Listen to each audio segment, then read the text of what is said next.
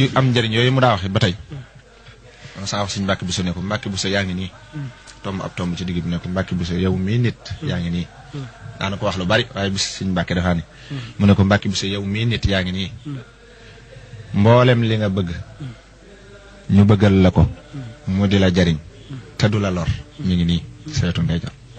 mboolem li nga bañ ñu bañal la ko mu di la lor te du la jariñ mi ngi nii ci wetu càmmoñ ne ko li la sama borom di digal lépp it mi ngi nii ci sa kanam lim lay tere mi ngi nii sa gën ne ko Mbàkke Buso saa yoo jógee jëm ci li la sama borom di digal lii nga bëgg ñu bëggal la ko mu di la jariñ te du la lor daf lay wax ne mutuma geesoo ñoo bokk fu ne ko saa yoo jógee nag jëm ci lii la sama borom di tere li nga ragal